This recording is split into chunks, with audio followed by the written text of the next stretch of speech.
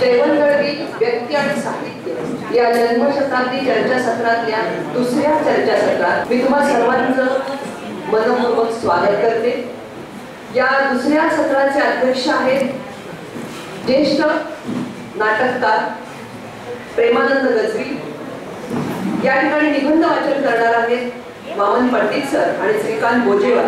मी विनंती करते या तीनही मान्यवरांना त्यांनी कृपया व्यासपीठावर यावे। सकाळच्या सत्रात आपण जयवंत दळवींच्या साहित्यातील कोकण, त्याच्यानंतर कादंबऱ्यांमधल्या किंवा जयवंत दळवींच्या कादंबऱ्या आणि कथा यांच्यावरचं निबंध वाचन केलं किंवा यांच्यावर अभ्यास ऐकला। आता या दुसऱ्या सत्रात थोडंसं वेगळं की चित्रपटातलं योगदान। पण आज आपण सकाळी बघितलं प्रवीण बांदेकर सरांनी सांगितलं की अनेक कथाकार आहेत खरं तर जयवंत दळवी, आणि कथा लिहिल्यानंतर कथेतून त्यांनी अनेक त्याचं कादंबरीत रूपांतर केलं आणि अनेक कथांचं नंतर नाटकात रूपांतर झालं आणि जी नाटकं रंगभूमीवर एक स्वतःचा ठसा उमटवली। आणि त्याचबरोबर जयवंत दळवींचे हास्य लेखन या दोन गोष्टींचं वाचन इथे होणार आहे। तर आजच्या या सत्राला, या दुसऱ्या सत्राला आपल्याला अध्यक्ष लाभले आहेत अर्थातच मराठी रंगभूमीवरील प्रथितयश नाटककार म्हणून ज्यांचं नाव घेतलं जातं आणि हे नाव साहित्यात, नाट्यक्षेत्रात सर्वदूर पोहोचलेलं आहे। कारण आशय, विषय आणि अभिव्यक्तीच्या वेगळेपणामुळे आणि या अभिव्यक्तीच्या वेगळेपणाबरोबरच हा वेगळेपणा वैश्विक परिणाम साधतो असे असणारे आणि आपल्या स्वतःला सुचलेल्या, भावलेल्या विषयाची अत्यंत प्रखरपणे मांडणी आपल्या नाट्यातून करणारे प्रेमानंद गजवी सर यांची नाटकं सगळी जी नेहमीच आपण सगळ्यांनी वाचली असतील, पाहिली असतील, तर आपल्याला अंतर्मुख करणारी आणि शोषणमुक्त समाजाच्या निर्मितीच्या तळमळीने निर्माण झालेली अशी नाटकं आहेत। मी सेवागणतर्फे त्यांचं स्वागत करण्याची विनंती माननीय देवदत्तजी परुळेकर यांना करते। त्याचबरोबर या ठिकाणी या दुसऱ्या सत्रासाठी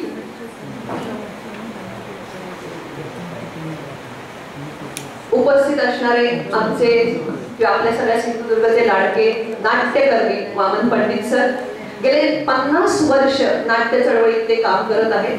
रंगवाचा म्हणजे ही सगळ्यात महत्त्वाची गोष्ट आहे की रंगभूमीला समर्पित केलेलं आणि सध्या चालू असणारं असं हे एकमेव मासिक रंगवाचा याचे संपादन सर करतायत, विश्वकोश समितीचे सदस्य आहेत आणि एक वेगळ्या प्रकारची नाट्य चळवळ रुजवण्याचं, वेगळा प्रेक्षक तयार करण्याचं गेले वर्षोनवर्ष सिंधुदुर्गात काम करणारे असे आम्हा सर्वांचे सृजन, प्रतिभावान आणि लाडके वामन पंडित सर यांचं स्वागत करण्याची विनंती मी लक्ष्मीकांत खोबरेकर यांना करते। यानंतर आपल्याला सर्व परिचित असणारं नाव म्हणजे श्रीकांत बोजेवार सर। महाराष्ट्र वर्तमान मटा ज्याला आपण थोडक्यात म्हणतो, महाराष्ट्र टाइम्स मध्ये गेले अनेक वर्ष पत्रकार आणि सल्लागार संपादक म्हणून काम करतायत। आपण सगळ्यांनीच तंबी दुराईचा आनंद घेतलेला आहे किंवा जे आपल्या मनाला सुखावणार किंवा आनंद देणार असं तंबी दुराई हे सदर ते लिहितात। 25 वर्ष महाराष्ट्रातले किंवा मराठीतील जी दोन महत्त्वाची वर्तमानपत्र आहेत, ज्या महत्त्वाच्या वर्तमानपत्रांनी आपल्या राजकीय आणि सामाजिक जाणीवा अत्यंत समृद्ध केलेल्या आहेत, म्हणजे लोकसत्ता आणि महाराष्ट्र आहे।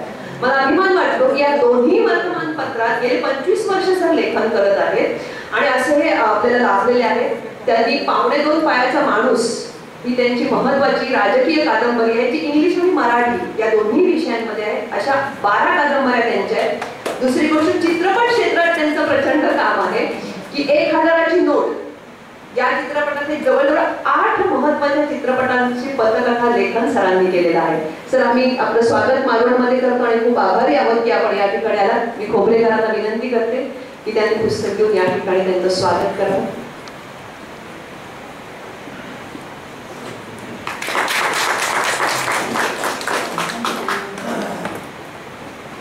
धन्यवाद सर। आणि यानंतर दुसऱ्या सत्राला आपण सुरू करूया। मी पुढची सूत्र अध्यक्षांना सोडतो। पहिलं निबंध मी वामन पंडित सर, अर्थातच आज त्यांचा विषय खूप छान आहे की जो आपल्याला जेवल्यानंतर चांगलं पचन कळवणार आहे आणि तो म्हणजे हास्य लेखन जयवंत दळवींचं. कारण कोकणी माणूस असल्यामुळे मला असं वाटतं हास्य म्हटल्यानंतर जयवंत दळवी आणि सारे प्रवासी कवीचे, की ज्यांनी आम्हाला वेळोवेळी निराशेच्या गर्दीतून बाहेर काढलेलं आहे त्या एका पुस्तकानं, की आध्यात्मिक म्हणून काही वेगळी पुस्तकं जवळ ठेवावी आणि स्वतःला मोटिवेट करण्यासाठी जी काही पुस्तकं ठेवावी त्यातलं जवळचं म्हणजे सारे प्रवासी कवीचे. मी श्री वामन पंडित सरांना व्यासपीठावर आमंत्रित करते. नमस्कार. सगळ्यांची नावं देत नाहीत की साहित्य अकादमी, रवी कुटुंबीय आणि मग पाटील सर असे सगळ्यांचे आणि तुम्ही सगळ्यांचं व्यक्त करतो. आणि माझा निबंधाचा प्रयत्न आहे तो तुमच्या समोर मांडतो. मी काय अभ्यासक नाही, महेश केळुसकर म्हणले तसं, किंवा मी डॉक्टरेट नाही, प्राध्यापक नाही, त्यामुळे जरा कठीण असतं असं तयार करणं, सवय नसते आपल्याला. तरी पण प्रयत्न केला, सांभाळून घ्या. फक्त गजवी सर अध्यक्ष असल्यामुळे, त्यांचे मित्र असल्यामुळे त्यांची परवानगी घेतली अगोदर की मला काय वेळ दिल्या त्यात 5 मिनिटं वाढते, तुम्ही द्याल ना आणि घेतो.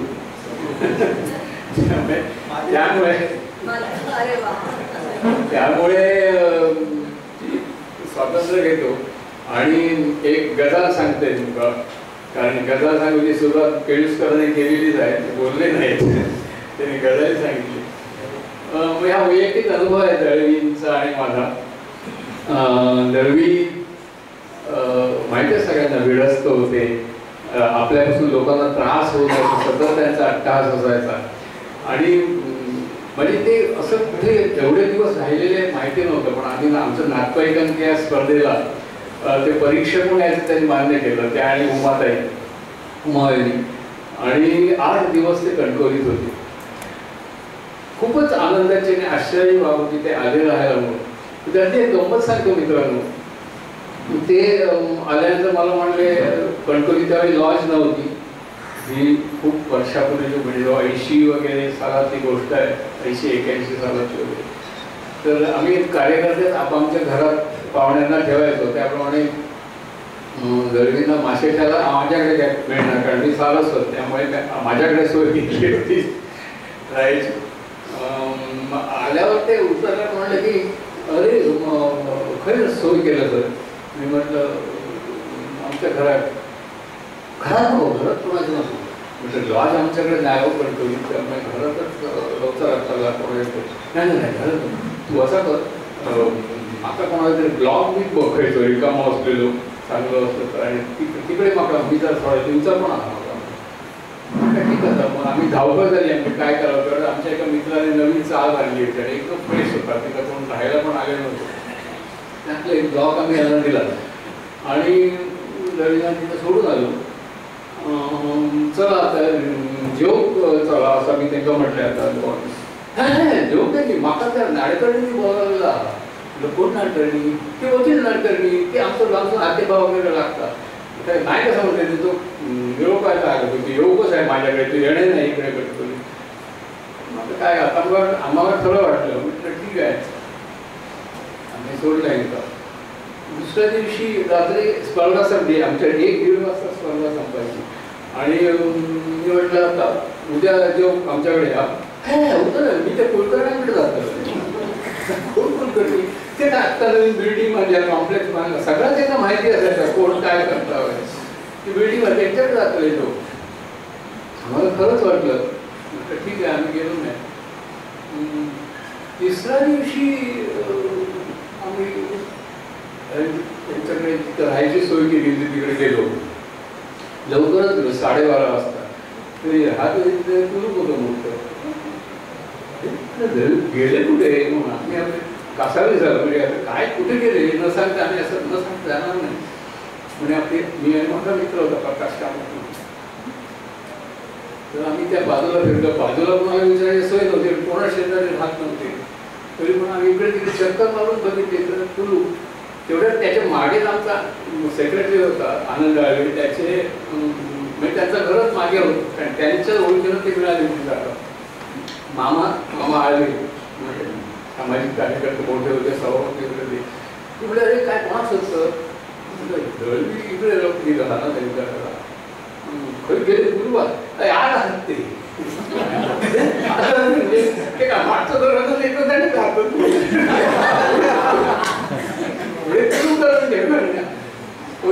आम्ही मागचं धरण गेलो आणि बघलो तर आहे का नाही मग येऊच होता येऊन लोक त्रास देतले ना म्हणून मी बाहेरसून सुरू घातलंय आणि चला जेव नाही नाही मला म्हटलं काही सांगू कारण काय झालं होतं दुसऱ्या दिवशी जे खानामध्ये जेवायला गेले होते मासे घ्यायला त्याच्या समोर आमच्या मित्राचं दुकान होतं पुढे पावणे दोघे तुमचे इकडे आमच्या समोरच्या खानामध्ये जेवायला एक मासे खाणा दुय्यम मुद्दा आहे तो त्यांना इच्छा होती परंतु आपल्यापासून कोणाला त्रास होऊ नये आपला बोजा कोणाला होऊ नये ही जी बेसिक त्यांची अर्ज होती ती तिथं जाणवली आणि त्याचं खूप कौतुक आणि त्यांनी जपून ठेवले त्या त्यांची मी निबंधाला सुरुवात करतो लिहून आणल्या मित्रांनो कठीण काम आहे विनोदी किंवा हास्य त्यांच्या लेखनाबद्दल बोलणं कारण विनोदामध्ये सगळ्याच गोष्टी येतात कादंबरी येते आहे कथा येते आहे स्तंभलेखन येते आहे सगळंच त्यांचं येते बाकीच्यांना कसं सोपं होतं कादंबरीवर बोला कथेवर बोला आणि कोकणच्या निसर्गावर बोला काही बोला पाहिजे पण मला अडचणी लागल्या केळुसकरनी भरपूर हे असणार त्यांची एका काहीतरी बरोबर वागतोय म्हणून त्यामुळे मला कठीणचे खरं मी विनोदी त्यांना द्यायला पाहिजे तर बोजेवार सरांना द्यायला पाहिजे माझ्याकडे दिला ठीक आहे मित्रांनो जयवंत यांनी प्रचंड साहित्य निर्मिती केली त्याच्या साहित्य निर्मिती 15 कथासंग्रह 22 कादंबऱ्या 17 नाटके 8 विनोदी कथासंग्रह एक प्रवास करणं वर्णन एकांकिका संग्रह 1 आणि इतर 5 पुस्तकं त्यामध्ये ठणठणपाठ अलाणी फलाणी परममित्र साहित्यिक गप्पा यांचा समावेश आहे आणि जवळजवळ 70-72 पुस्तकं यांची प्रकाशित झाली हा पुस्तकाचा खजिना जर आपण नजरेसमोर आणला तर आपल्या लक्षात येईल बारकाईने पाहिलं तर या सगळ्या संपूर्ण त्यांच्या साहित्य निर्मितीमध्ये कथा कादंबरी नाटक यांच्या संख्येपेक्षा विनोदांच्या पुस्तकांची संख्या फार कमी आहे पण त्यांना विनोदी म्हणून जसं आता ज्योती म्हणेल त्याप्रमाणे सारे प्रवासी घडीचे देवेंद्र म्हटलं की सारे प्रवासी घडीचे माणसातल्या विसंगतीवर खराखरा प्रहार विनोदच करू शकतो आपण किती हास्यास्पद बनू शकतो हे विनोदातून अधिक प्रभावीपणे व्यक्त होऊ शकतं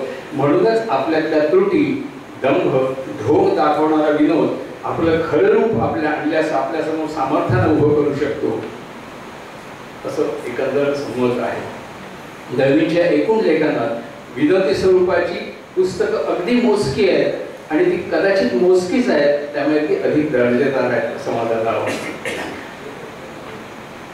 आपण मात्र विनोदी लेखक म्हणून नावलौकिक मिळवावं असं दळवींना कधीच वाटलं नाही म्हणजे मी सांगत नाही हे त्यांनी स्वतः लिहून ठेवलंय त्यांच्यामध्ये खरी स्वाभाविक लेखनशैली अशी हवी की सर्वसाधारणपणे लेखन गंभीर हो त्याच लेखनात अधूनमधून विनोद यायला हवा कारण प्रत्यक्ष जीवनातही तशीच प्रक्रिया असते असं ते म्हणतात एखाद्या लेखकाने केवळ विनोदी लेखक असा स्वतःवर छाप घेऊन आयुष्यभर विनोदी लेखनच करणं ही गोष्ट त्यांना पूर्णपणे अस्वाभाविक वाटते त्यांचाच उद्योग आहे सारे प्रवासी घडीचं हे खूप प्रसिद्ध पुस्तक आहे मित्रांनो रसिकही आहे प्रियही आहे ते तर त्याचं महत्वाचं पुस्तक विनोदी लेखन आहेच पण ठणठणपाठ ह्या त्यांच्या या स्वतःच्या रूपावर दळवींचं खूप प्रेम होतं मित्रांनो त्या काळातल्या जुन्या आठवणीत रमायला त्याला आवडायचं सर्वटेने काढलेल्या ठणठणपाठच्या चित्राची त्याला अतिशय मदत झाली अनेक वेळा विषय चांगले सापडले चांगले विनोद सुचले की सर्वटेंचं ठणठणपाठचं चित्र समोरच्या खुर्चीवर बसले आणि तेच टिपणं करतायत असा भास त्याला व्हायचा त्या चित्राचा सगळा मिश्किलपणा आणि एक तऱ्हेचा भाबडेपणा त्यांच्यात उतरत गेला होता त्या सदरापुरते ते आणि सर्वटे एकजीव होऊन गेले होते ठणठणपाठ एकजीव होऊन गेले होते 20 वर्षांची ठणठणपाठची कामगिरी आपण जेव्हा लक्षात घेतो तेव्हा मनात येतं की अरे केवढं कठीण काम आहे कारण एक तर या सदराला साहित्य जगताची मर्यादा त्यांनीच घालून घेतली होती ठणठणपाठने घालून घेतली होती आणि दुसरं म्हणजे मराठी साहित्याचं जग कसं छोटंसं आहे मित्रांनो. म्हणूनच या 5-25 मंडळींचीच नावं आलटून पालटून येताना दिसतात. आता हे 5-25च आलटून पालटून का दिसतात? तर साहित्य जगताशी संबंधित असलेले पण आपलं काम बरं की आपण बरं अशा वृत्तीचे निरुपद्रवी लोक, निरुपद्रवी असं म्हणतो, ठणठणपाळला फार काळ विश्व पुरवू शकले नाही. म्हणजे ठणठणपाळला लेखनाची जे प्रेरणा मिळायची ती ठराविक साहित्यिकांकडून, प्रकाशकांकडून आणि समीक्षकांकडूनच. त्यामुळे या लहानशा दुनियेला केंद्र बनवून सातत्यानं 20 वर्ष विनोदी लेखन करायचं हे आव्हानच होतं मित्रांनो. आणि त्या सदराची लोकप्रियता जर आपण लक्षात घेतली, लेखकाला वाचकाकडून येणारी शेकडो पत्र जर पाहिली तर हे आव्हान जयवंतरावांनी यशस्वीरित्या पेललं यात कोणती शंका राहत नाही. ठणठणपाळ या सदराचं स्वरूप विनोदी असणार हे तर ठरलेलंच आहे.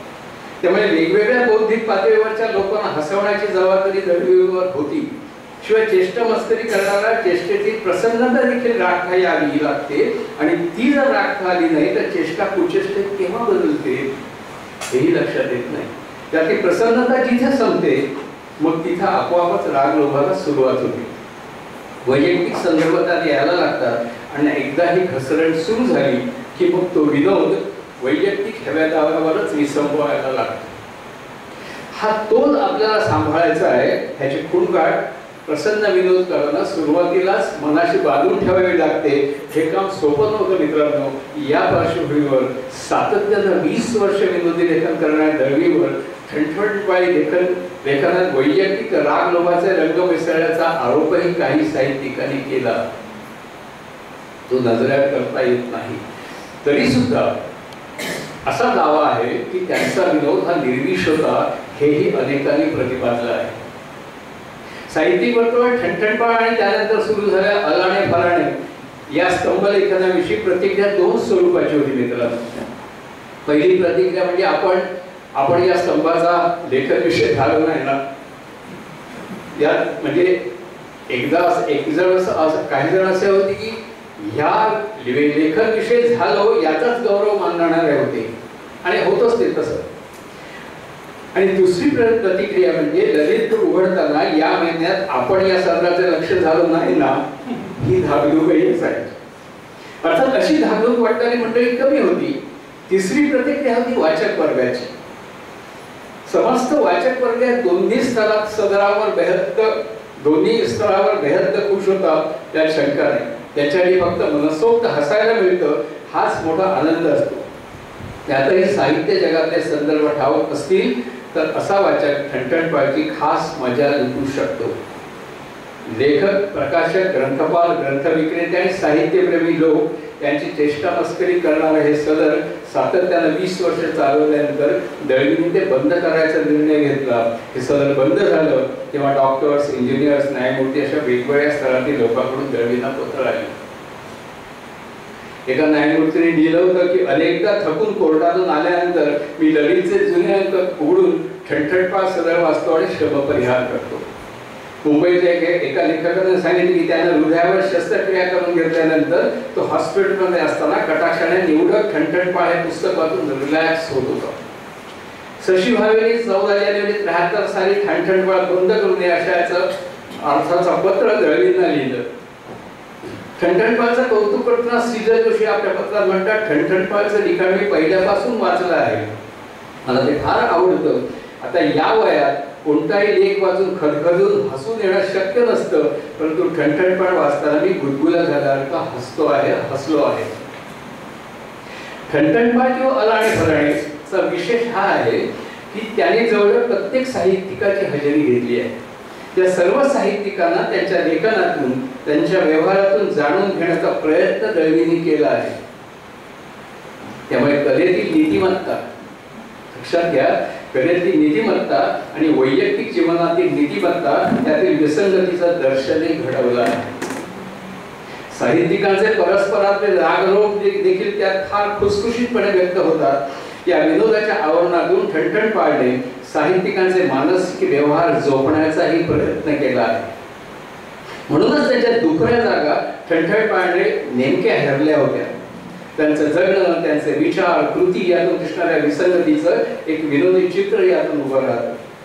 दळवींच्या ठणठणपणाकडे असलेल्या सूक्ष्म निरीक्षणाची चाहूल तशी सारे प्रवासी घडीचे मध्ये आपल्याला लागलेली होतीच. ठणठणपण लहानपणी कसा असेल असा प्रश्न केला तर उत्तर म्हणून सारे प्रवासी घडीचे मधला आपू डोळ्यासमोर आल्याशिवाय राहत नाही. हा आपू ही असंच सगळं नजरेनं जोखत असतो. सतत 20 वर्षे असं विनोदी सगळं चालू ठेवणे सोपं नाही. मी सुरुवातीपासून सतत सांगत आलोय. त्यासाठी दळवींच्या निरीक्षण शक्तीला आणि मिश्किलपणाला दाद द्यायलाच हवी.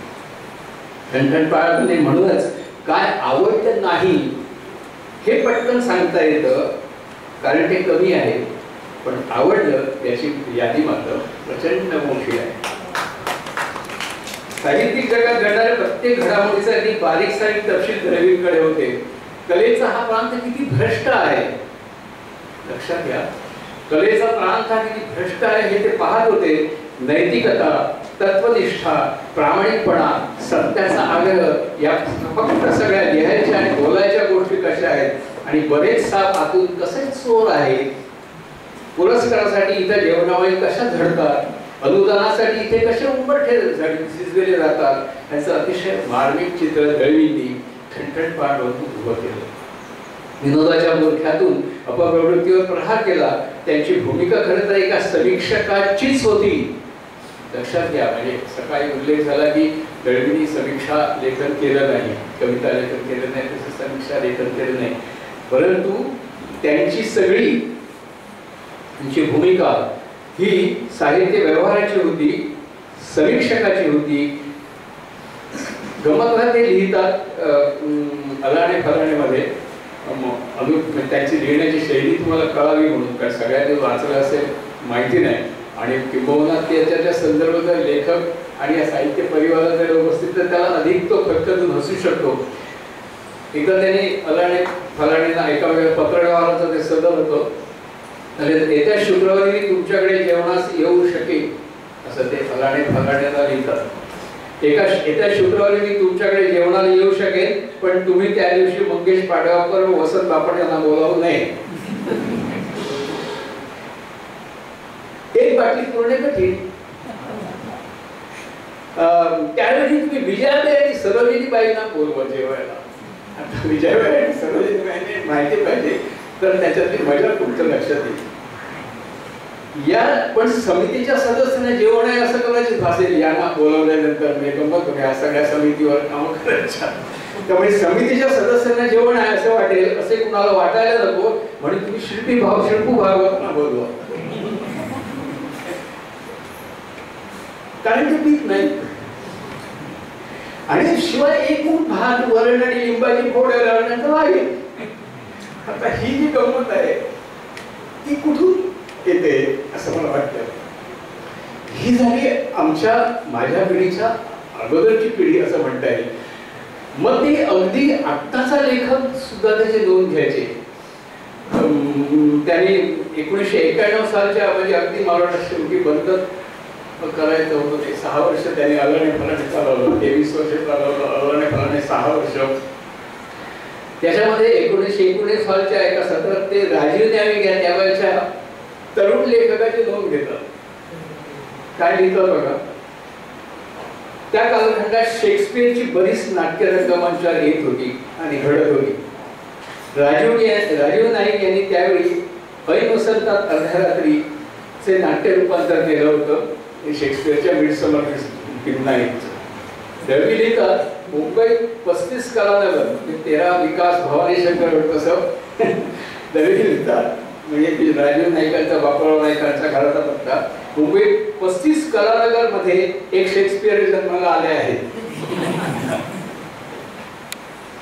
ते टक्कर असल्याने आणि गोरे असल्याने चक्क शेक्सपियर सारखे दिसतात.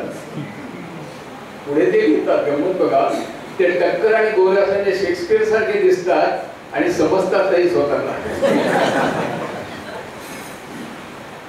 शेक्सपियरकडून रंगभूमी आणि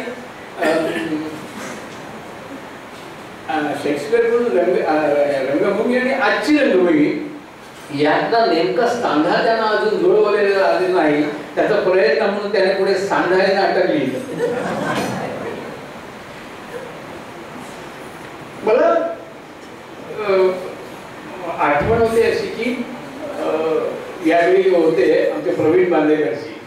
प्रवीण गेला मला वाटतं, पण प्रवीणने जेव्हा आहे का, प्रवीणने जेव्हा चाळीगत आणि उजव्या सोट्याच्या बावल्या लिहिल्या त्या काळात जर दळवी असते तर दळवीने काय लिहिलं असतं.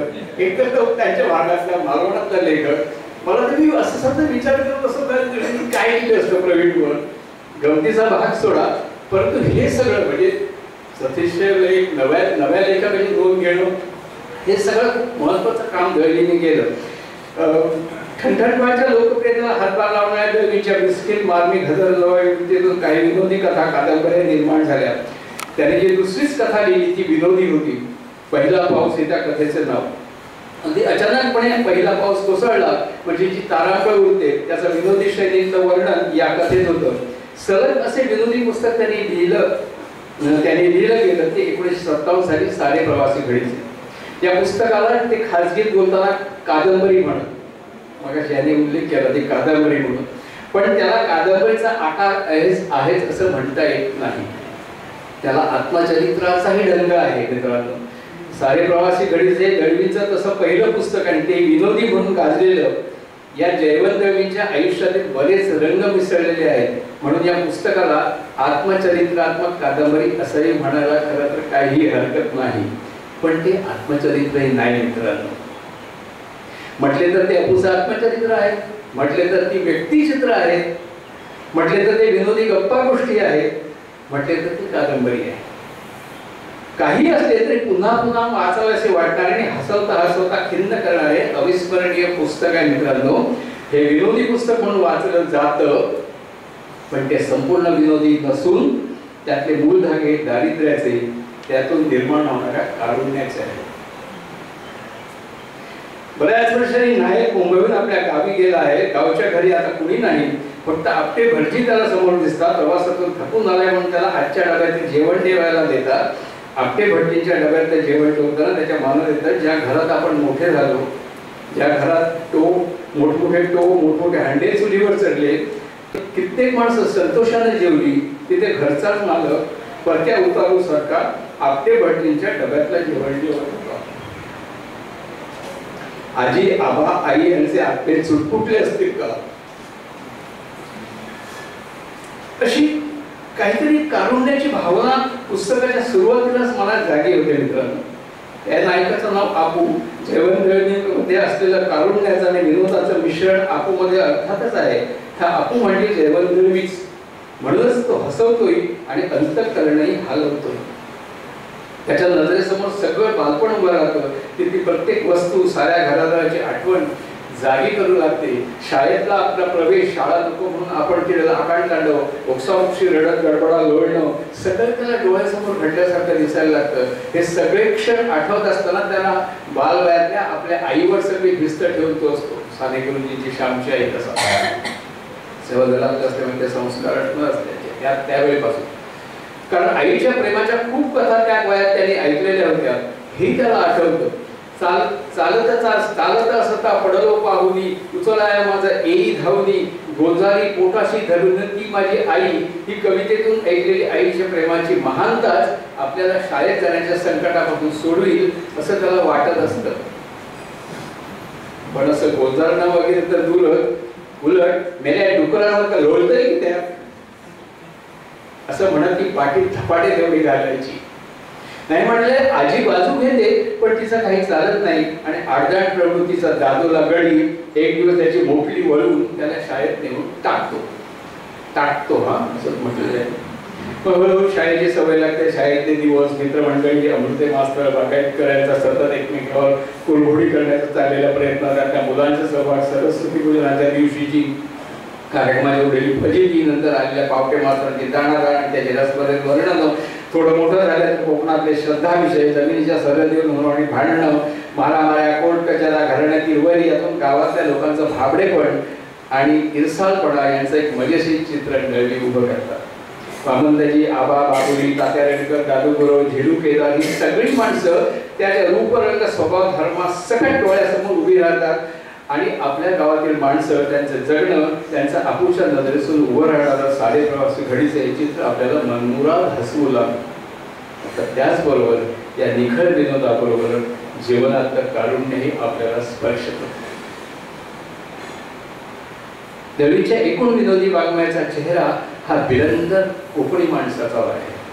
मानवी स्वभावातील विसंगतीवर, गुंतागुंतीवर भाबडेपणाचा आव आणून टीका टिप्पणी करण्याचा त्यांचा हातखंडा त्यांच्या विनोदी लेखनात प्रत्ययाला ठाई ठाई येतो. आपलीच रूपं या विनोदात आपल्याला ठाई ठाई दिसतात. म्हणूनच मनमोकळं हास्य चेहऱ्यावर उमटल्याशिवाय राहत नाही मित्रांनो. त्यातही त्याने केवळ माणसाच्या वृत्ती प्रवृत्ती केंद्रस्थानी ठेवून जिथे जिथे विनोद निर्माण केला त्या विनोदाने तर माणसाचा मुखवटा गळून पडला आणि त्याचं खरं रूप त्याच्या समोर उभं केलं. दळवीची मनी वसते नावाची एक कथा आहे, फार मजेशीर आहे. माणसाच्या खोटेपणाचा बुरखा पाडणारी कथा आहे. वागण्यात तर सोडाच, पण साधं बोलण्यात सुद्धा माणूस प्रामाणिक नसतो असं दळवींना वाटतं. समोर भेटलेल्या माणसाला काय, कसं काय चाललंय हे तोंडावर हास्य म्हणून विचारताना सुद्धा त्याच्या मनात कुठलीही पीडा समोर आली असा भाव असू शकतो. म्हणून माणूस सदैव अशी दुसऱ्याची फसवणूक करीत असतो. त्याच्या स्वभावाचं हे बिंग फोडताना या कथेत दळवी एक कल्पना करतात. या कथेतला बुवा नावाचा मनुष्य इतरांच्या मनात काय चाललंय ते कळेल अशा एका यंत्राचा शोध लावतो. ऐकायला कमी येणारी माणसं जे यंत्र वापरतात तसं त्याचं बाह्यरूप असतं.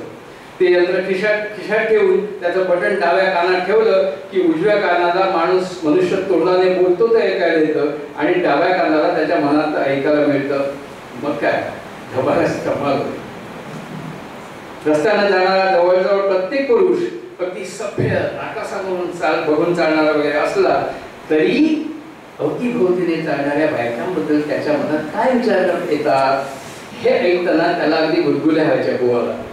एकदा तो आपल्या घरच्या बाल्कनीत उभा असतो का, त्याच्या शेजारी त्याची बायको उभी असते आणि तेवढ्या समोरच्या घरातील जोगांची सुंदर बायको येऊन बाल्कनीत उभी राहते. तिच्याकडे बघताना याच्या मनात येतं काय सुंदर नाही आहे, अशी बायको मिळायला भाग्य लागतं. नाहीतर आम्ही ही घुस आमच्या पत्रात गळ्यात पडली. हिचा मामा मोठा बिलंद गळ्यात बांधून गेला माझ्या, त्यापेक्षा ही जोगीण मिळाली असती तर जोगापेक्षा मी खूप बरा आहे. हा विचार मला येऊन संपतो तोच बायको कडाडली. कारण नवऱ्यानं हलगर्जीपणाला कुठंतरी ठेवलेलं ते यंत्र तिनं कानाला लावलेलं असतं. नवऱ्याचं मन तिला साफ कळलेलं ताबडतोब माहेरी निघून जाते. माहेर तसं गावातच असतं, तिला आई वडील नसतं, त्यामुळे मामामाईचं घर हेच तिचं माहेर असतं. आपल्या हलगर्जीपणानं काय हे घडलं म्हणून तो हळहळत असतो. तर एका तासातच बायको परत बॅगे सगळं दारात हलत एकदम रडायला लागते. म्हणते मामा मामीनं मोठ्या प्रेमानं स्वागत केलं हो, पण जे त्यांच्या तोंडावर नव्हतं आणि त्यांच्या मनात होतं ते मला यंत्रामुळे स्पष्ट ऐकू आलं. ते मनातल्या मनात म्हणत होते आधी ही पिढा धायवर गिळायला, आता हलायचे ना महिनाभर, कंबरण्यावर लाथ मारून हाकललं पाहिजे हिला. हे म्हणजे हे जे इमॅजिनेशन आहे ते म्हणजे मला असं वाटतं हे पुढच्या काळाचं म्हणजे कदाचित हे असं यंत्र येऊ शकेल आता असं मला वाटतं की असं काय झालं तर. असं जिरणारी या कथेत मनुष्य मेल्यावर काय घडतं त्याची कल्पना लेखक करतो. गंमत अशी की कल्पना असूनही वास्तवच त्याला अनुभवता येतं. प्रत्येकाला वाटत असतं की आपण मेल्यावर आपलं घर विस्कटून जाईल, मुलाबाळांची आवाज होईल, ती पोरकी होतील, मित्रमंडळींना आपल्या मरणाचं दुःख होईल अशा भ्रमात असणाऱ्या माणसाला मेल्यानंतर सगळं ऐकायला येतं अशी कल्पना दळवी करतात. आणि मृतात्म्याला काय काय ऐकायला मिळतं, घरातली माणसं प्रॉव्हिडंट फंडाचा हिशेब करतात. मित्रमंडळीने एकदा जायला स्मशानात पोहोचूया ही घाई झालेली असते, कारण त्यांच्या पुढच्या कार्यक्रमाला खोळंबा होत असतो. इथपासून ते पुढे हा आत्मा अंतराळात तरंगायला लागतो. आत्म्यांच्या आपापसात गप्पा सुरू होत्या आणि आपण मनसोक्त हसत सुटतो. मधून वर गेलेला हा आत्मा आपल्या आधी गेलेल्या आपल्या बायकोला शोधत असतो. त्याच्या अगोदर त्याची बायको गेलेली असते, म्हणजे तिच्या आत्म्याला शोधत असतो. त्याची शोधाशोध पाहून दुसरा आत्मा त्याला म्हणतो अरे तुझी सावित्री केव्हाच परत जन्म घेऊन भूताला गेली सुद्धा. दुसरा संसार थाटला सुद्धा तिनं, त्याला संताप येतो. अरे तो म्हणतो असं कसं शक्य आहे, हा असं कसं शक्य आहे, ही शुद्ध फसवणूक आहे. दरवर्षी वडाची पूजा करते, जन्मजन्मी हाच पती दे हे मागणं देखील मागते, सवाष्ण मरण येऊ ही प्रार्थनाही करते. दुसरा आत्मा म्हणतो, अरे तुम्ही नवरे आदल्या दिवशीच वडाच्या फांद्या आणून ठेवता घरात, तर ते पूजा करणार नाही तर काय. आणि सवाष्ण मरण म्हणशील ना, सवाष्ण मरण जर म्हणशील तर त्याचं कारण माहिती आहे. तेवढं काय, अरे नवरा मरायच्या आधी मरायचं. सवाष्ण मरण म्हणजे काय, नवरा मरायच्या आधी मरायचं म्हणजे नवऱ्यापासून सुटका होते आणि नवरा मरून पुनर्जन्म घेण्या आधी दुसऱ्याशी लग्न करायला आपण पुनर्जन्म. आपल्या रीती परंपरेतील हास्यास्पदता विनोद आहेच, पण लक्षात घ्या आपल्या रीती परंपरातील हास्यास्पदता विनोदाच्या माध्यमातून किती प्रभावीपणे उघडी केली आहे हे पाहायला मिळतं. याच कथेत मराठीच्या प्राध्यापकांची त्यांनी एक छान टपली मारली. प्राध्यापक असतील तर क्षमा करा. ज्ञानेश्वरांचा आत्माईवर अंतराळात तरंगतो, पण इतर आत्म्याला तो भेटतो तसं नाही, कारण तिथे स्तर आहे. आणि ज्ञानेश्वर संत असल्यामुळे ते सर्वात वरच्या स्तरावर आहे. एकदा त्याला काय आठवतं कोण आठवतं, ते गप्पा मारण्यासाठी खालच्या स्तरावर आले आहेत. तेव्हा मराठीच्या प्राध्यापकांच्या आत्म्याला त्यांना पकडलं आणि ज्ञानेश्वरीचा अर्थ समजावून सांगू लागले. तो अर्थ आहे तो ज्ञानेश्वर जे एकदम वर पावले ते पुन्हा खाली. माझ्या मनातले काही गोधळ नावाचा एक असा निखळ विनोदी लेख आहे त्यांचा. दळवींनी म्हणजे मगाशी म्हटलं तसं मी कादंबरी लेखन केलं विनोदी, नाटक लिहिलं विनोदी, एकांकिका लिहिल्या, कथा लिहिल्या, स्तंभलेखन विनोदी केलं. तर त्याच्यामध्ये पुढे असं सावधान म्हटलं ते काही गोंधळ टाकणारे प्रश्न त्यांना पडतात. म्हणजे भाबडेपणा दाखवायचा आणि कसे प्रश्न मांडायचे ते गंमत बघा त्यांची. सावधान म्हटल्यावर रामदास स्वामी पळून गेले, तेव्हा माझ्या मनात अनेक प्रश्न उभे राहिले, याची उत्तरे मला कधीच मिळाली नाही. जसं की रामदास स्वामी पळून गेल्यानंतर जिच्याशी त्यांचं 2 मिनिटांनी लग्न होणार होतं त्या अभागी मुलीचं पुढे काय झालं. मंडपाच्या खर्चाचा भुर्दंड कुणाच्या शिरावर पडला आणि भटजींचा जेवणाचा वगैरेचा खर्च कोणी केला. पुढे छत्रपती शिवाजी महाराजांनी स्वराज्याचे दान समर्थांच्या झोळीत टाकलं, त्यावेळी तरी समर्थांनी आपटेष्टावरील गुरुवीचा भुर्दंड कमी करून का घेतला नाही शिवाजी महाराजांकडून. तसेच जिच्याशी त्यांचं लग्न ठरलं होतं तिची तरी त्यांनी आर्थिक सोय का करून दिली नाही. हे सगळे प्रश्न दळवींना भाबडेपणाने प्रश्न पडतात. बघा ती गंमत आहे. किंवा सुभेदाराची सून शिवाजी महाराजांना नजर करण्याचा तो प्रसंग इतिहासात येतो, तोही आपल्या मनात अनेक प्रश्न निर्माण करतो असं कवी म्हणतात. उदाहरणार्थ, आमच्या मातोश्री एवढ्या सुंदर असत्या तर आम्ही सुंदर झालो असतो असं म्हणून शिवबाने शिलेदारांना लाजवले असे इतिहास म्हणतो. पण शिलेदार लाजले असते असं मला बिलकुल वाटत नाही. ज्यांना आपल्या राजास काय नजर करावे ते कळत नव्हते त्यांना आमच्या मातोश्री एवढ्या सुंदर असत्या तर आम्ही सुंदर झालो असतो या वाक्यातला गर्भित अर्थ कळला असेल. म्हणजे मुळीच म्हणता येणार नाही. म्हणजे उलट या साऱ्या प्रकरणात खरोखर खजीर होण्याचा प्रसंग कुणावर गुजरला असेल तर तो बिचारा राजमातेवर. म्हणजे तुम्ही सुंदर नाही असं सर्वांसमक्ष म्हटलेलं कोणत्या स्त्रीस आवडेल. शिवाय सुभेदारांची सून शिवाजी महाराजांनी मदत केली, पण सुभेदाराच्या मुलाने संशय न घेता आपल्या पत्नीचा स्वीकार केला असेल का. आणि तसं असेल तर रामायणाने मराठी शैला कोणती शिकवण दिली. बघा कसे वेगवेगळे म्हणजे भाबडेपणा कसे तुम्हाला टोचतात त्याची उत्तरे काढतात. या प्रश्नाचा भाबडेपणाचा वाचकाला अधिक हसवतो. सारे प्रवासी घडीचे मधील प्रश्न करीत राहणारा नरूण डोळ्यासमोर येतो. हे सगळं दळवींना साधलं कारण त्यांचं निरीक्षण जबरदस्त होतं मित्रांनो. मनुष्य स्वभावाचा दुटप्पीपणा ढोंग त्याने निहाळलं होतं. माणसाच्या विकृतीचं, मनुष्य स्वभावातल्या विसंगतीचं दर्शन घडवून त्याला मनसोक्त हसवलं होतं. हा वृत्ती प्रवृत्तीवर आधारलेला विनोद कुणा एका व्यक्तीची टवाळी करत नव्हता, म्हणूनच तो ठणठणपाळपेक्षा वरच्या दर्जाचा होता. मी मगाशी म्हटलं की मला ह्या सगळ्या गोष्टीपेक्षा ठणठणपाळच्या अरणे फराडे आवडतो, माझ्या आवडीचा आहे. त्याचं कारण की साहित्य व्यवहारात असल्यामुळे असेल कदाचित, परंतु असं निरीक्षण नोंदवलेलं असं आहे की हा सगळा वृत्ती प्रवृत्ती आधारलेला विनोद कुणा एका व्यक्तीची टवाळी करीत नव्हता, म्हणूनच तो ठणठण पाळपेक्षा सुद्धा वरच्या दर्जाचा होता. त्याच्या विनोदी कादंबरी लेखनाकडे वळलं तर त्याची ही कादंबरी श्री मंगलमूर्ती आणि कंपनी, पण त्यावेळेस तशी किंवा अन्य तऱ्हेची आणखी विनोदी कादंबरी त्यांना लिहावीशी वाटली नाही, लिहिता आली नाही असं ते सांगतात. असं का होतं? त्याचं कारण प्रत्यक्ष जीवनात सलग विनोदी पद्धतीचं असणं असं काही घडत नसतं आणि त्यांना सलग विनोदी लिहिणं हे कृत्रिम, अस्वाभाविक व काहीसं कठीण वाटत असेल असं त्याने एका स्वतःच्या मुलाखतीतच म्हटलेलं आहे. त्यातही लक्षात येतं की हेच की पुस्तकात दळवी जितके मोकळे झाले तेवढे माणसांकडे मोकळे झाले नाही. त्यांचं व्यक्तिमत्व अनेकरंगी होतं. अतिशय सच्चा हृदयाचा माणूस स्वतःविषयी अनेक कुतूहल मागे ठेवून गेला. मग अशी उल्लेख झाला जी.ए. कुलकर्णींशी झालेल्या त्यांच्या पत्रावर दिसली त्यांची घनिष्ठ मैत्री त्या दोघांचा हा समान धागाच सुचवतो मित्रांनो. जी.ए. कुलकर्णींशी पत्रावर आणि मग ते कुतूहल मागे ठेवून जाणं हे सगळं तिथं जोडलं गेलं जातं, जोडावंसं वाटतं. वयाच्या 16व्या वर्षापर्यंत कोकणात वेंगुर्ला तालुक्यातील आरवली या गावात त्यांचं आयुष्य गेलं. 4थीपर्यंत आरवलीत शिकून इंग्रजी पहिलीकडे शिरोड्याच्या शाळेत ते दाखल झाले. शिरोड्याच्या शाळेतून 5वी पास झाल्यानंतर ते मुंबईला आले.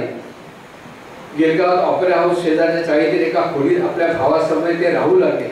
गिरगावातल्या चिकित्सक समोर त्याचं मॅट्रिकपर्यंत शिक्षण झालं. नंतर ते VGTI मध्ये प्रवेश घेतला त्यांनी, पण त्या तांत्रिक शिक्षणात मन न रमल्यामुळे ते शिक्षण अर्धवट सोडून कला शाखेतील पदवी संपादन केली. मुळातच निरीक्षणाचं वेळ, माणसाच्या वर्तनाविषयी मनात सतत जागा असलेलं कुतूहल, यातून MA साठी त्यांनी विषय निवडला तो लक्षात घ्या, emotion and imagination and their place in literature. या विषयात संशोधन करून MA पदवीसाठी त्यांनी प्रबंध सादर केला. MA करून प्राध्यापक बनण्याचं त्यांचं स्वप्न होतं, पण MA होईपर्यंत 1962 साल उजाडलं होतं. तोपर्यंत UCIS मध्ये अधिकाराची जागा प्राप्त होऊन इतका मोठा पगार मिळू लागला होता की तो सोडून प्राध्यापकी व्यवसाय शिकावं की नाही, शिरावं की नाही हाच एक प्रश्न उभा राहिला होता. पूर्वी आताच्या सारख्या प्राध्यापकांना पगार असतात हे पूर्वी नव्हते. शेवटी अकादमीने नोकरी केली ती UCIS मध्ये आणि प्राध्यापक बनण्याचं स्वप्न स्वतःच्या हाताने पुसून टाकलं. दळवीचा तरुण वयातला बराच काळ राष्ट्रसेवा दलात गेला. दलात स्वयंसेवक म्हणून बरीच वर्ष त्यांनी काम केलं. तिथं आजची पु ल देशपांडे, वसंत बापट, लीला दरेगडे अशी अनेक चांगली माणसं होती. त्या काळात सेवा दलाच्या शिकवणीनुसार साहित्यातून लोकशिक्षण झाले पाहिजे असा पगडा त्यांच्या मनावर होता. सेवा दलाचे कलापथक होते, त्यामुळे गीतरचना, तमाशा, लोकनाट्य लिहिणं हे काम दळवीच करत होते. आपल्या लेखक होण्याचा श्रेय ते म्हणूनच या सेवा दलात त्या दिवसाला देतात. इथे आज बोलताना खूप आनंद होतो की सेवा दलाचा सतत पगडा दळवीवर होता. माणसाच्या आयुष्यातला कितीतरी भाग विभत्स, भयप्रद, दुःखद असतो. जे विभत्स आहे ते झाकून ठेवायचं आणि जे गोंड सुंदर आहे तेवढंच लोकांसमोर आणायचं हे दळवींना मुळीच मान्य नव्हतं. त्याने माणसाच्या आयुष्यातली सगळी भयप्रदता, सगळी विभत्सता साहित्यात चित्रित केली. मानवी मनाचे बारकावे मिश्किल शरीर मांडून त्यांनी वाचकाला मनमुरा हसवलं आणि अंतर्मुखही केलं. मुख्य म्हणजे दळवींचं हे सारं लेखन स्वतंत्र होतं. लक्षात घ्या मित्रांनो, दळवींचं सगळं लेखन स्वतंत्र होतं. गमतीदार, विनोदी, उपहासात्मक वगैरे स्वरूपाच्या कथा त्यांनी लिहिल्या, पण दुःखाचा परिणाम नेहमीच घोर असतो. त्यामुळे त्यांच्या या गंभीर स्वरूपाच्या कथातून दळवींची ओळख अधिक झाली. मित्रांनो, दळवींचं सारं साहित्य वाचताना एक विशेष मला अधिक विशेषत्वाने जाणवला की त्यांनी कधीही परकी बीजावरून आपली साहित्यकृती निर्माण केली नाही. सभ्यग्रस्त हे त्यांचं पहिलं विनोदी नाटक. याच नावाच्या एका विनोदी कथेवर आधारलेलं त्यांचं दुसरं विनोदी नाटक हरी अब हरी. भ्रष्टाचार, इकडे भ्रष्टाचार, तिकडे भ्रष्टाचार, घरात भ्रष्टाचार, दारात भ्रष्टाचार, सर्वत्र भ्रष्टाचार. या भ्रष्टाचाराला आवर घाला म्हणणारे भ्रष्टाचारी आणि भ्रष्टाचारावर टीका करणारे भ्रष्टाचारी आणि भ्रष्टाचाराला निपटून काढ म्हणणारे भ्रष्टाचारी. होणार काय? श्रीकृष्ण वासुदेव देव एक म्युन्सिपल कारकून एके दिवशी सकाळी जागा होतो तो दैवी शक्ती घेऊनच. त्या शक्तीच्या जोरावर भ्रष्टाचारांना सळो की पळो पळून सोडतो. पण भ्रष्टाचारांची ही शक्ती कमी नाही, तेही श्रीकृष्णाला घेरतात. हा श्रीकृष्ण त्या श्रीकृष्णाचा धावा करतो, म्हणतो श्रीहरी आता विलंब नको, हरी अप हरी. एकंदर दैविनी कथा, कादंबरी, लेखन, नाटक, सदर लेखन असे विनोदाचे विविध प्रकार समर्थपणे हाताळले आणि सक्षमपणे सांभाळले आणि मराठी साहित्यात हास्य लेखनाच्या एका वेगळ्या पैलूदार ढंगाची फार मोठी भर घातली. मगाशी महेशने उल्लेख केला की दळवींना साहित्य अकादमी किंवा असे पुरस्कार मिळाले नाही किंवा ज्ञानपीठ सारखा मिळायला पाहिजे होता. खरोखरच मित्रांनो की समीक्षकांनी दळवींवर खूपच अन्याय केला. प्रचंड म्हणजे दळवींच्या लेखनाची कुठली कथा, कादंबरी, लेख, काय स्तंभलेखन, नाटक या कशाची पाहिजे तशी समीक्षा झाली नाही, केली नाही कुणी. आणि त्यामुळे कदाचित या सगळ्या मोठ्या संस्थांकडे लक्ष त्यांचं गेलं नाही. परंतु मला असं वाटतं की त्यांच्यावर टीका पण झाली. मगाशी तुम्ही पण म्हणालात की त्यांचं लिखाण सगळं लैंगिक आहे.